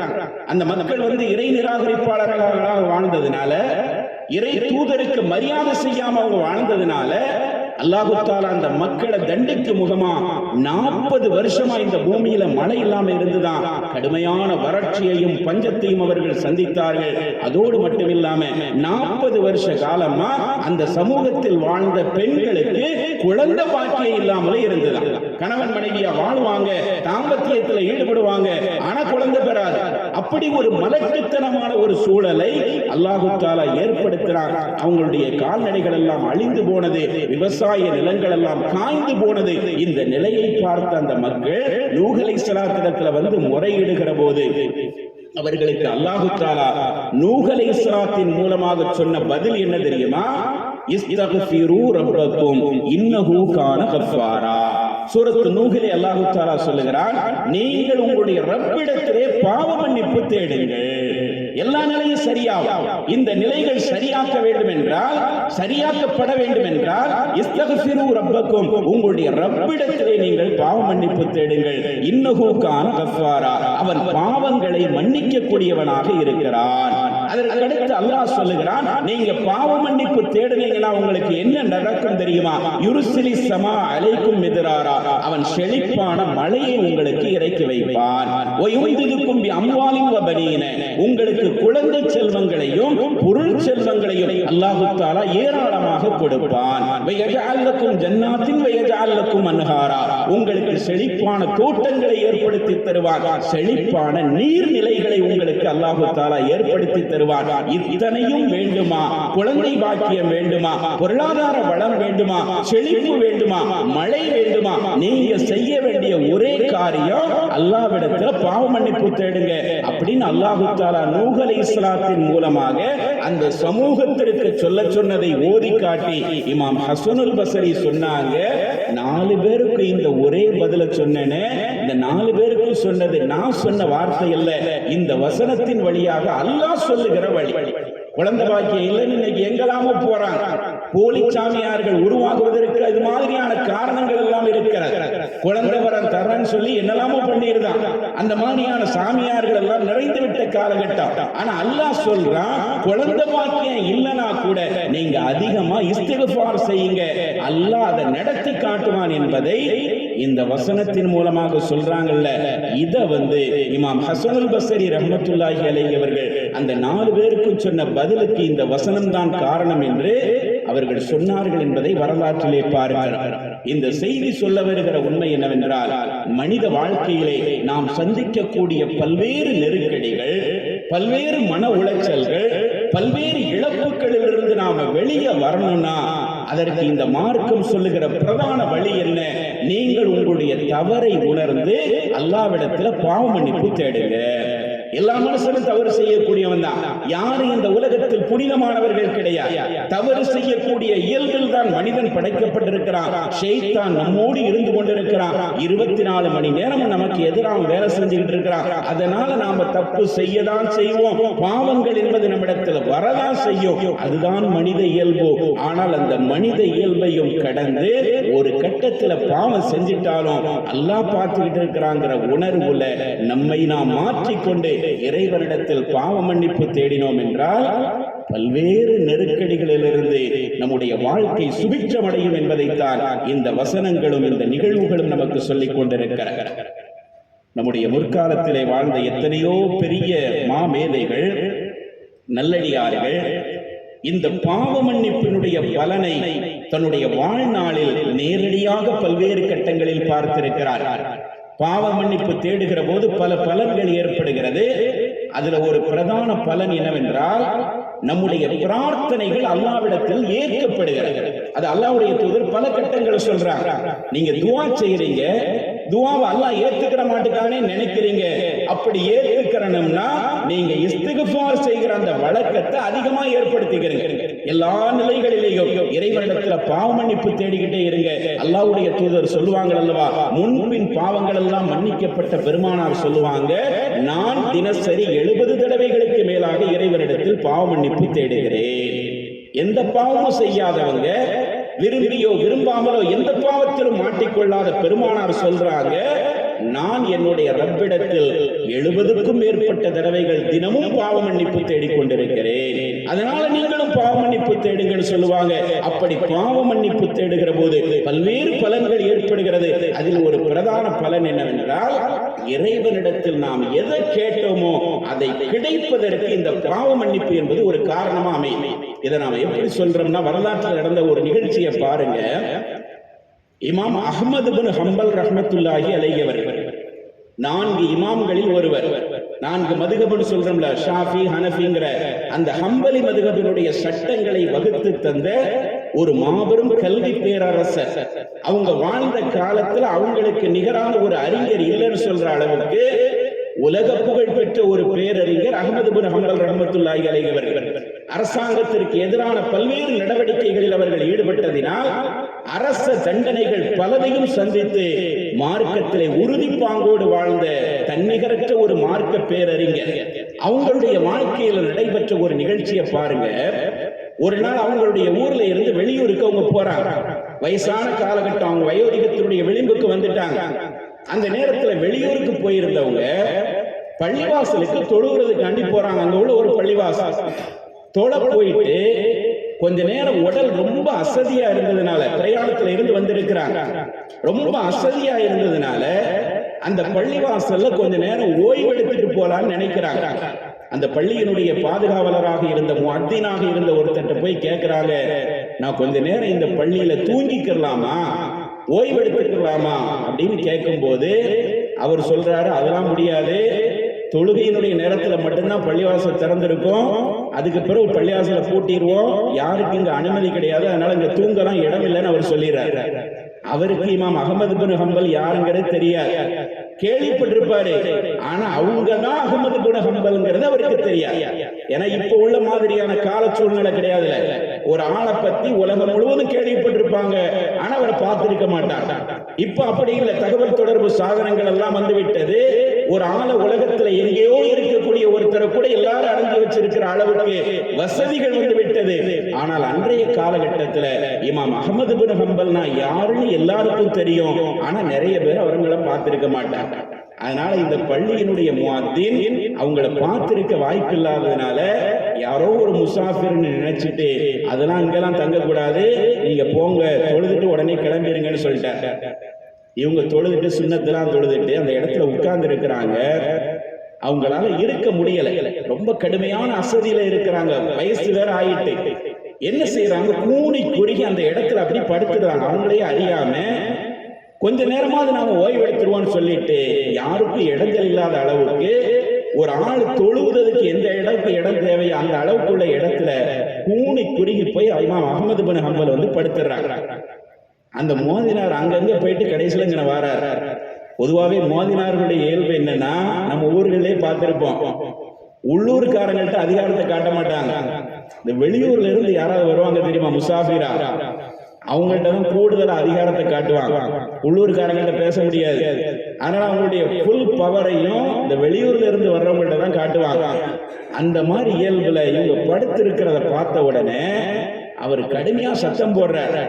நான் தான் இருக்கக்கூடாதுன்னு சொல்லியிருக்கேனே, அதை மீறி நீங்க படுத்துட்டீங்களா அப்படின்னு சொல்லி கடுமையா சத்தம் போட்டதோடு மட்டும் இல்லாம அவங்களுடைய காலை பிடிச்சி தர தரனை இழுத்து வெளியே கொண்டு வந்து விட்டுருந்தாங்க. படுத்திருக்கிறாங்க. இமாம் அஹ்மது பின் ஹம்பல் அவர்கள் உலகின் தலை சிறந்த மார்க்க மேதைகளில் ஒருவர், தன்னிகரற்ற ஒரு கல்வித்திறனாளராக இருந்த அவங்கள கொஞ்சம் கூட மரியாதை இல்லாம காலை பிடிச்சி தர தரனை வெளியில கொண்டு வந்து இழுத்து விட்டுருந்தாங்க. அப்பவும் அவங்க தன்னை பத்தி யாரிடத்துல எதுவும் சொல்லல. நான் யாரு, என்கிட்ட இப்படி நடக்கிறிய அப்படின்னு அவர்கிட்ட எதுவும் பேசல. ஏன்னா பெரிய நபர்கள் எப்பொழுதுமே தங்களை பெரிதாக காட்டிக் கொள்வதில்லை, அரை குறைகள் தான் தங்களை பெரிதாக காட்டிக் கொள்ளும், நிறை குடங்கள் எப்பொழுதும் ததும்பாது என்று சொல்வார்கள் அல்லவா, அது மாதிரி அவங்க தன்னை பத்தி எந்த விளம்பரமும் படுத்தல, அமைதியா வெளியே வந்துட்டாங்க. இந்த நிகழ்ச்சிய ஒரு ஆள் பார்த்துக்கிட்டே இருக்கிறார். அந்த ஊர்ல உள்ள ஒரு ஆளு, ஒரு சாதாரண குடும்ப சூழலில் இருந்த ஒருத்தர், அவர் அந்த ஊர்ல ரொட்டி வியாபாரம் செய்யக்கூடிய நபர் என்று வரலாற்றுல வருவார். ரொட்டி வியாபாரம் செய்யக்கூடிய நபர் அவர். இந்த நடந்த நிகழ்வை பார்த்துக்கிட்டே இருந்தோன்னு பரிதாபப்பட்டு இமாம் அஹ்மது பின் ஹம்பல்கிட்ட சொல்றாரு, நீங்க ஓய்வு எடுக்கணும்னா வேணா எங்க வீட்டுக்கு வாங்க, கொஞ்ச நேரம் அங்க தங்கி இருந்துட்டு போகலாம் அப்படின்னு சொல்லி ஒரு பரிதாபப்பட்டு, வயசாலியா இருக்கிறாரு, பார்க்கறதுக்கு ஒரு நல்ல ஆளா தெரிகிறார் அப்படிங்கிற எண்ணத்துல அவர் தன்னுடைய வீட்டுக்கு கூப்பிடுறாரு. இமாம் அஹ்மது பின் ஹம்பல் அவர்களுக்கும் வேறு வழி இல்லாததினால், அவருடைய அழைப்பை ஏற்றியாக வேண்டிய சூழல் இருந்ததினால், ரொம்ப அசதியாக இருந்ததுனால அவங்க அவருடைய வீட்டுக்கு போறாங்க. போய் கொஞ்ச நேரம் ஓய்வு எடுக்கிறாங்க. ஓய்வெடுத்த சமயத்தில் அவர் வந்து விருந்தாளிகளை உபசரிக்கணுங்கிற அடிப்படையில் இவங்களுக்கு தேவையான அந்த உதவிகள் எல்லாம் செஞ்சு கொடுக்கிறார்.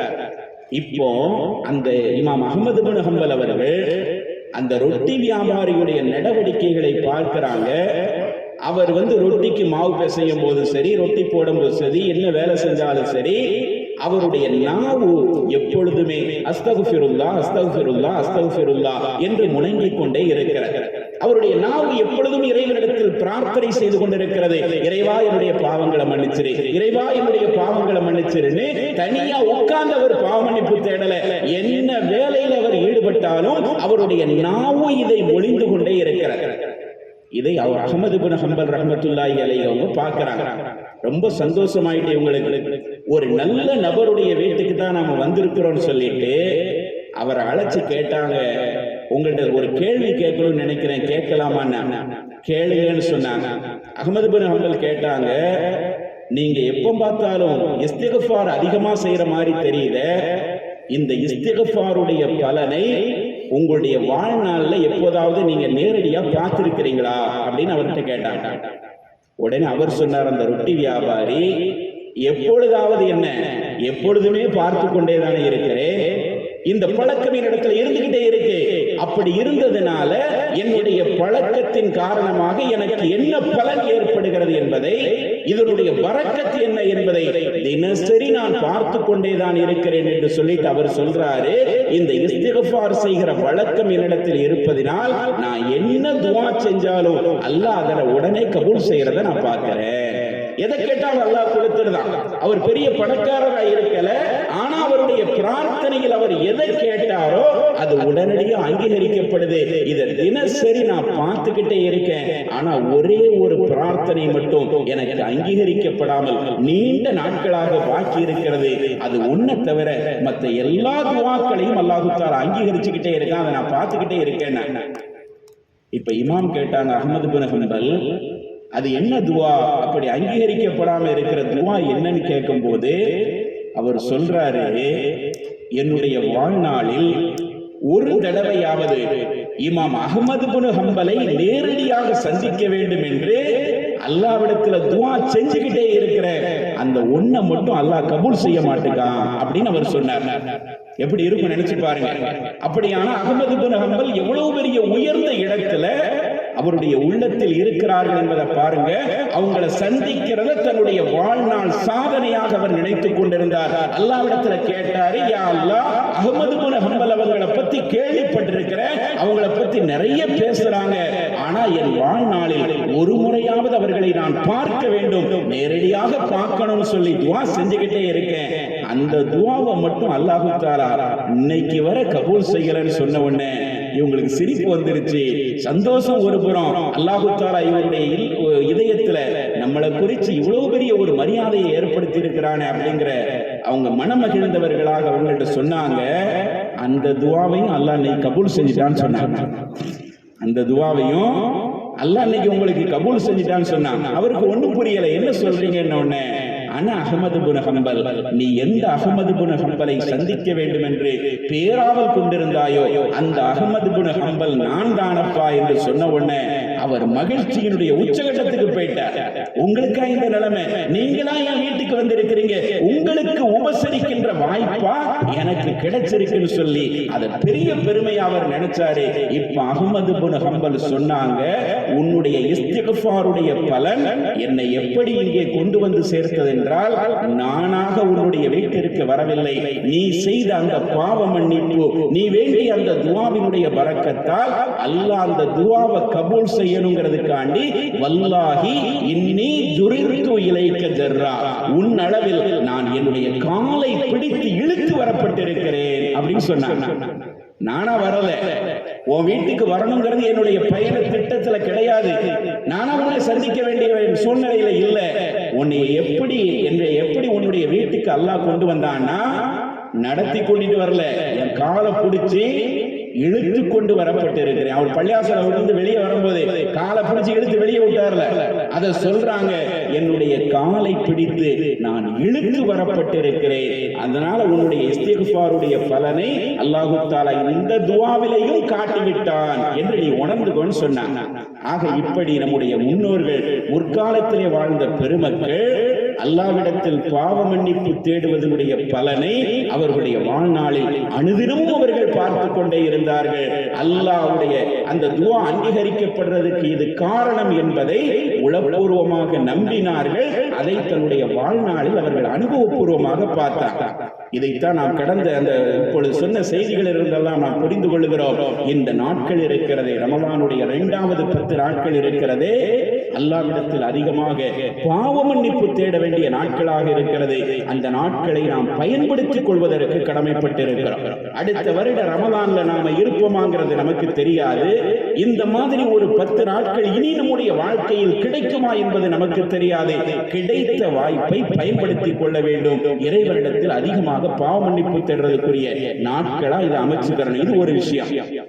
அடுத்து கடைசியாக அல்லாஹ் தஆலா திருக்குர்ஆனுடைய வழிகாட்டுதலின்படி நமக்கு ஒரு உண்மை என்ன சொல்றான்னா, நீங்க அல்லாஹ்விடத்துல பாவ மன்னிப்பு கேட்கிறீங்க, அப்படி பாவ மன்னிப்பு கேட்கும் போது அல்லாஹ் உங்களுடைய பாவத்தை விரைவா மன்னிக்கணும்னா, நீங்க கேட்ட உடனே உங்களுடைய தவறுகளை அல்லாஹ் தஆலா மனம் பொருந்தி ஏற்றுக்கொள்ள வேண்டும் என்றால் அதற்கு நீங்க என்ன செய்யணும் தெரியுமா? இந்த உலகத்தில் வாழும் காலத்தில் உங்களுக்கு யாராவது தவறு செய்திருப்பார்கள் அல்லவா, உங்களுக்கு யாராவது அநீதங்கள் இழைத்திருப்பார்கள் அல்லவா, உங்களுடைய மனது புண்படிப்படி யாராவது நடந்திருப்பார்கள் அல்லவா, அவர்களை மன்னிக்கின்ற வழக்கத்தை நீங்க ஏற்படுத்திக்கிறீங்க. நீங்க மன்னிக்கிற அந்த பண்பை ஏற்படுத்திக்கிட்டீங்கன்னா அல்லாஹ் உங்களை மன்னிப்பான். இது அபூபக்கர் சித்திக் ரலியல்லாஹு அன்ஹு அவர்களுடைய வாழ்க்கையிலிருந்து அல்லாஹ் தஆலா சொல்லுகிறார் இந்த சமுதாயத்திற்கு. அபூபக்கர் அவர்களுடைய மகள் அன்னை ஆயிஷா ரலியல்லாஹு அன்ஹா அவர்கள் அவங்க ரசூலுல்லாஹ் கூட ஒரு போர்க்களத்துக்கு போயிட்டு வரும்போது எல்லாரும் வந்திருந்தாங்க. அவங்க மட்டும் அந்த வர்ற வழியில தனியா அவங்க மாட்டிக்கிறாங்க. கடைசியில் அவங்களை விட்டுட்டு போன உடனே கடைசியா சஃப்வான் இப்னு முஅத்தல் ரலியல்லாஹு அன்ஹு என்ற ஒரு சஹாபி ஆயிஷா நாயகியை கூட்டிகிட்டு வந்து மதீனால கொண்டு வந்து சேர்த்துறாங்க.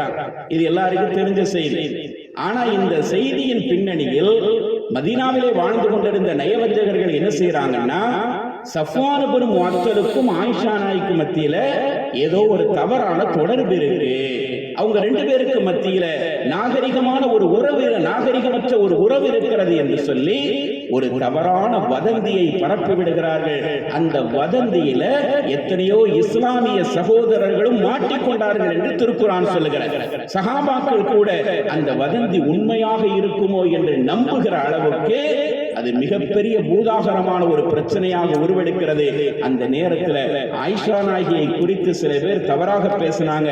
அப்படி பேசப்பட்ட நபர்களில் மிஸ்தஹ் என்று அழைக்கப்படக்கூடிய ஒரு நபரும் குறிப்பிட்டவராக இருந்தார். இவர் யார்னா அபூபக்கர் சித்திக்கு ரொம்ப நெருங்கிய உறவினர். அவங்களுடைய நெருங்கிய உறவினர் என்பதையும் கடந்து ஏராளமான உதவிகளை அபூபக்கர் ரலியல்லாஹு அன்ஹு அவர்கள் இந்த மிஸ்தஹுக்கு செய்து கொண்டிருந்தாங்க. பொருளாதார ரீதியில அவருக்கு தேவைப்படுற எல்லா உதவிகளையும் அவங்க காலங்காலமா செஞ்சுக்கிட்டு வந்தாங்க. அவ்வளவு பெரிய உதவியை பெற்ற இந்த மிஸ்தஹ் என்பவர் கூட அபூபக்கருடைய மகள் ஆயிஷாவை குறித்து தவறாக பேசியவர்களோடு சேர்ந்து இவரும் பேச ஆரம்பிச்சிட்டாரு.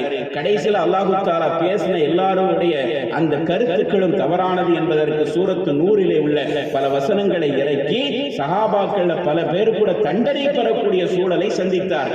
அவதூறு சொன்னதற்குரிய தண்டனையாக பல நபர்கள் தண்டிக்கப்பட்டார்கள் என்பதை பார்க்கிறோம். இதுல கவனிக்க வேண்டிய செய்தி என்னன்னா, இந்த மிஸ்தஹ் என்பவர் கூட மற்ற பேர் கூட சேர்ந்துட்டு பேசின உடனே அபூபக்கர் சித்திக் ரலியல்லாஹு அன்ஹு அவருடைய உள்ளத்துல ரொம்ப இது பாதிப்பை ஏற்படுத்திருச்சு. ஊரே என்னுடைய மகளை பத்தி தப்பா பேசினதை கூட நான் ஏத்துக்கிடுவேன், ஆனா என்னிடத்துல இவ்வளவு பெரிய உதவிகளை காலம் காலமாக பெற்றுக் கொண்டிருக்கிற இந்த மிஸ்தஹ் கூட இப்படி பேசிவிட்டாரே என்று மனம் நொந்தவர்களாக அவங்க ஒரு சத்தியம் பண்ணாங்க. அல்லாஹ்வின் மீது சத்தியமா சொல்றேன், இனிமேல் உனக்கு எந்த உதவியும் நான் பண்ண மாட்டேன். இவ்வளவு நாள் பண்ணிக்கிட்டு இருந்தேன், ஆனா நீ என் மக விஷயத்திலே இப்படி தப்பா பேசினதுனால இனிமேல் நான் உனக்கு எந்த உதவியும் பண்ண மாட்டேன்னு சொல்லி சத்தியம் பண்ணிட்டாங்க. இப்படி சத்தியம் பண்ணதுக்கு பிறகுதான் சூரத்து நூறிலே இடம்பெற்றிருக்கிற ஒரு வசனம் அருளப்படுகிறது. அந்த வசனத்துல அல்லாஹ் தஆலா என்ன சொல்றான், நல்லோர்கள் இந்த மாதிரி சத்தியம் பண்ண வேண்டாம்.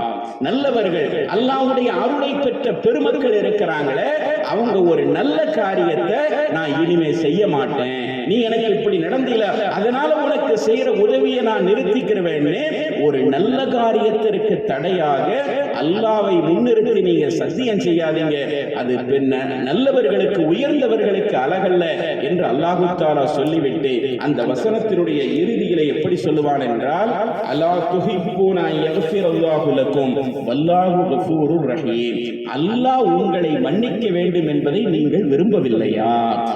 அலா துஹிப்பூன யக்ஃபிரல்லாஹு லக்கும், அல்லாஹ் உங்களை மன்னிக்கணும் நீங்க விரும்பலையா? வல்லாஹு கஃபூருர் ரஹீம், அல்லாஹ் மன்னிப்பாளனாகவும் கிருபையாளனாகவும் இருக்கிறார். எனவே அல்லாஹ் உங்களை மன்னிக்கணும்னா பிறரை நீங்க மன்னிச்சு பழகுங்க. அல்லாஹ்வுடைய தூதர் சொல்லுவார்கள் அல்லவா, சில்மன் கதஅக, உன்னை யார் துண்டித்து வாழுகிறாரோ அவரோடு கூட நீ சேர்ந்து வாழு. வஅஃபு அம்மல் லலமக்க, உனக்கு அநீதம் இழைத்தவனையும் நீ மன்னித்து பழகு. வஅஹ்சின் மன் அஸாஅ இலைக்க, உனக்கு தீங்கிழைத்தவனுக்கு கூட நீ நல்லது செய்து வாழு என்று பெருமானார் சொல்லுவார்கள் அல்லவா. அது மாதிரி நாம சக மனிதர்களோடு மன்னிக்கின்ற அந்த பழக்கத்தை ஏற்படுத்தி கொண்டோம் என்று சொன்னால் அல்லாஹ் நம்முடைய பாவங்களை மன்னிப்பதற்கு அது ஒரு காரணமாக இருக்கிறது என்பதை இந்த இறை வசனத்திலிருந்து நாம் புரிந்து கொள்ள முடிகிறது. நல்லோர்களுடைய வாழ்க்கையிலே, பெருமானாருடைய வாழ்க்கையிலே பார்க்கிறோம். எத்தனையோ பெருமக்கள் தங்களுக்கு இணைக்கப்பட்ட அநீதியையும் அந்த நிமிடமே மறந்து மன்னித்து வாழ்ந்திருப்பதை நாம் பார்க்கிறோம். மேன்மக்கள் தான் என்று சொல்வார்கள் அல்லவா? இப்ராஹிம் இப்னு அதுகம் ரலியல்லாஹு அன்ஹு அவர்களுடைய வாழ்க்கையிலே நடைபெற்றது மிகப்பெரிய வலிமார்களில் ஒருவராக இருந்த இப்ராஹிம் இப்னு அதுகம் ரஹ்மத்துல்லாஹி அலைஹி அவர்கள் ஒரு நாள் அவர்கள் வாழ்ந்து கொண்டிருந்த அந்த ஊர்ல கொஞ்சம் ஒதுக்குப்புறமான இடத்துல நடந்து வந்துகிட்டு இருக்கிறாங்க. அந்த இடத்துல வெளியூர்ல இருந்து வந்த ஒரு நபர், குதிரையில வந்த ஒரு நபர், இந்த ஊர்ல மக்களுடைய குடியிருப்பு பகுதி எங்க இருக்குன்னு கேட்கிறாங்க. இப்ராஹிம் இப்னு அதுகம் இடத்துல மக்களுடைய குடியிருப்பு பகுதி இந்த ஊர்ல எங்க இருக்குன்னு கேட்கும் போது இவங்க சொல்லிடுறாங்க, ஒரு கபர்ஸ்தானை காட்டி இதோ இதுதான் மக்களுடைய குடியிருப்பு பகுதின்றாங்க. இந்த ஊர்ல இருந்த ஒதுக்குப்புறமா இருந்த கபர்ஸ்தானை காட்டி சொல்றாங்க, இதுதான் மக்களுடைய குடியிருப்பு பகுதி. அதுக்கு முன்னாடி அவங்க நீ யாருன்னு கேட்கும் போது இவங்க சொன்னாங்க, நான் ஒரு அடிமைன்னு. அந்த ஆள் என்ன நினைச்சுக்கிட்டாருன்னா, சாதாரணமா அந்த இன்னொருத்தருடைய ஊழியம் பார்க்கக்கூடிய அடிமை நினைச்சுக்கிட்டாரு. அவங்க சொன்னது அல்லாவுக்கு நான் அடிமைங்கிற அடிமட்டத்துல சொன்னாங்க. நான் அடிமைன்னு சொன்னாங்க. மக்களுடைய குடியிருப்பு பகுதி எங்க இருக்குன்னு கேட்கும் போது கபர்ஸ்தானை காட்டினாங்க. அவனுக்கு ரொம்ப கோபமாயிருச்சு. நான் மக்களுடைய குடியிருப்பு எங்க இருக்குன்னு கேட்கிறேன், நீங்க கபர்ஸ்தானை காட்டுறீங்களேன்னு திரும்பவும் சொன்னாங்க, இதுதான் உண்மையான குடியிருப்பு. நாம கட்டி வச்சிருக்கிற வீடுலாம் நம்முடைய குடியிருப்புக்குரிய இடம் கிடையாது. நம்முடைய ரூக்கு போயிருச்சுன்னா ஆட்டோமேட்டிக்கா ஒரு 24 மணி நேரம் கூட தாக்கு பிடிக்காது, நம்மளை கொண்டு போய் சேர்க்க வேண்டிய இடத்துல சேர்த்துருவாங்க. அதுக்கப்புறம் வீட்டுல யாரும் வச்சிருக்க மாட்டாங்க. நம்முடைய குடியிருப்பு பகுதி அது கிடையாது. உண்மையிலேயே நம்முடைய குடியிருப்பு பகுதி என்பது கபுருஸ்தான் தான் என்பதை உணர்த்து முகமாக அவங்க சொன்னாங்க, இதுதான் உண்மையான குடியிருப்பு பகுதின்னு சொன்னாங்க. உடனே அவன் கோபப்பட்டு இப்ராஹிம் இப்னு அதுகம் அவங்கள கடுமையா அடிச்சுட்டான், தாக்கிட்டான். நான் என்ன கேட்கிறேன், என்னைய பார்த்தா கிறுக்கு மாதிரி அவனுக்கு தெரியுது அப்படின்னு சொல்லிட்டு கடுமையா தாக்கிட்டு அதுக்கு பிறகு அந்த ஊருக்குள்ள அந்த ஆள் போறாரு. இப்ப இப்ராஹிம் இப்னு அதுகம் ரஹ்மத்துல்லாஹி அலைஹி அவங்களும் அவன் போனதுக்கு பிறகு கொஞ்ச நேரம் கழிச்சு இவங்க ஊருக்குள்ள போறாங்க. ஊருக்குள்ள போனா மக்கள்லாம் இப்ராஹிம் இப்னு அதுகம் அவங்களுக்கு ரொம்ப மரியாதை செய்யறாங்க. இந்த ஆள் பார்த்துக்கிட்டே இருக்கிறாரு, நம்மள்ட்ட யார் அடி வாங்கினாரோ அந்த ஆள் ஊருக்குள்ள வந்தோடனே இவ்வளவு பெரிய மரியாதை அவருக்கு இருக்க. அப்ப இவர் யாருன்னு கேட்கும் போது மக்கள் சொல்றாங்க, இவங்களை சாதாரணமா நினைச்சிடாதீங்க, மிகப்பெரிய இறைநேச செல்வர்களில் ஒருவர், மிகப்பெரிய அரசாட்சி அவருக்கு இருந்தும் கூட எல்லாத்தையும் அல்லாஹ்வுடைய பாதையில திறந்துட்டு இறை தியானத்தில் இந்த மண்ணிலே வாழ்ந்து கொண்டிருக்கக்கூடிய ஒரு மகத்தான ஒரு வலியுல்லா இவர்கள் இப்ராஹிம் இப்னு அதுகம் என்று சொன்ன உடனே அந்த ஆள் பதறி போனாரு. அவரை போயா இந்த மாதிரி நாம அடிச்சிட்டோம்னு சொல்லிட்டு இமாம் உங்கள்கிட்ட தெரியாம அடிச்சிட்டேன், நீங்க யாருன்னு என்று சொல்லல, உங்கள்கிட்ட கேட்டேன், நீங்க ஒரு அடிமைன்னு சொன்னீங்க, இப்படி நான் குடியிருப்பு பகுதி எதிர் கேட்ட உடனே கபூர்ஸ்தானை காமிச்சீங்க, எனக்கு கோவம் வந்துட்டு நீங்க யாருன்னு தெரியாம நான் அடிச்சிட்டேன், என்னைய மன்னிச்சிருங்க, எனக்கு எதிராக எந்த துவாவும் செஞ்சிடாதீங்கன்னு சொன்ன உடனே இப்ராஹிம் இப்னு அதுகம் சொன்னார்கள், நீ எப்பொழுது என்னை அடிக்க தொடங்கினாயோ அப்பொழுதே உனக்காக நான் அல்லாஹ்விடத்தில் பாவ மன்னிப்பு தேடிக்கொண்டிருந்தேன். தன்னை அடிச்சவனை பார்த்து சொல்றாங்க, நீ எப்ப என்னை அடிக்க தொடங்கினாயோ அப்பொழுது நான் உனக்காக அல்லாஹ்விடத்தில் பாவ மன்னிப்பு தேடினேன், உனக்கு சொர்க்கத்தை கொடுக்க வேண்டும் என்று இறைவனிடத்தில் நான் வேண்டினேன் என்று சொன்னாங்க. அப்ப மக்களுக்கு ஆச்சரியமா போச்சு, அவர் அடிச்சவருக்கு எப்படி நீங்க அந்த நேரத்துல பிரார்த்தனை செஞ்சீங்கன்னு கேட்கும் போது இப்ராஹிம் இப்னு அதுகம் சொன்னாங்களா, அவர் என்னை அடித்தார், நான் அவருக்கு எதிராக சாபமிட்டிருந்தேன் என்று சொன்னால் அவர் நரகவாசி ஆயிருப்பாரு, அவர் எனக்கு ஒரு தீங்கு செஞ்சாருங்கிறதுக்காண்டி நான் அவருக்கு இன்னொரு தீங்கு செய்ததாக இது ஆகிவிடும். அப்படித்தானே? அவருக்கு எதிராக பிரார்த்தனை செஞ்சோம்னா மறுமையில் அதனுடைய கூலி அவர் அடைவாரு. அப்ப அவர் ஒரு தீங்கு நமக்கு செஞ்சாருங்கிறதுக்காண்டி நாம அவருக்கு இன்னொரு தீங்கு செஞ்சோன்னு ஆயிரும். ஆனா அது ஒரு முஸ்லிமுக்கு அழகல்ல. அவர் எனக்கு தீங்கு செய்தாலும் அவருக்காக வேண்டி நான் துஆ செய்கிறேன் என்கிற போது அவர் அடிச்சதை நான் பொறுமையோடு ஏற்றுக்கிட்டதுனால அல்லாஹ் மறுமையில என்னுடைய அந்தஸ்தை உயர்த்துவான். இது அவர் எனக்கு செய்த நன்மை. இப்பொழுது நான் அவருக்கு துஆ செய்ததினால் நான் அவருக்கு செய்த நன்மையாக அது ஆகிவிடுகிறது என்று இப்ராஹிம் இப்னு அதுகம் ரஹ்மத்துல்லாஹி அலைஹி அவர்கள் சொன்னார்கள் என்பதை பார்க்கிறோமே. இப்படித்தான் மேன்மக்களுடைய வாழ்க்கை இருந்திருக்கிறது. எப்பொழுது பார்த்தாலும் பழி வாங்குவது, அடுத்தவனை பற்றி குரோதமாக வாழ்க்கை வாழ்ந்து கொண்டிருப்பது, எனக்கு இப்படி நீ செஞ்சிட்டியா, உன்னை அழிக்காம விட மாட்டேன்னு சொல்லி கங்கணம் கட்டி கொண்டு வாழ்வது என்பது ஒரு இறை நம்பிக்கையாளனுக்குரிய வாழ்க்கை அல்ல. உனக்கு எவ்வளவு பெரிய துரோகங்கள் செய்தாலும் நீ மன்னித்து வாழுகிற அந்த பழக்கத்தை ஏற்படுத்தினால் அல்லாஹ் உன்னுடைய பாவங்களை மன்னிப்பான் என்பதை இந்த திருமறை குர்ஆனுடைய வசனத்தின் வழியாக நாம் புரிந்து கொள்ள முடிகிறது. எல்லாம் அல்லாஹ் தஆலா இந்த இரண்டாவது 10 தினங்களை பயனுள்ள தினங்களாக கழிக்கக்கூடிய நன்மக்களாக நம் அனைவர்களையும் ஆக்கியருள் புரிவானாக. அவனுடைய அன்பையும் அருளையும் மன்னிப்பையும் பெறுவதற்கு காரணமான நாட்களாக இந்த ரமலானுடைய நாட்களை அல்லாஹ் தஆலா அங்கீகரித்து அருள் புரிவானாக. வாஹிர் தஅவானா அல்ஹம்துலில்லாஹி ரப்பில் ஆலமீன். அஸ்ஸலாமு அலைக்கும் வரஹ்மத்துல்லாஹி தஆலா வபரகாத்துஹு.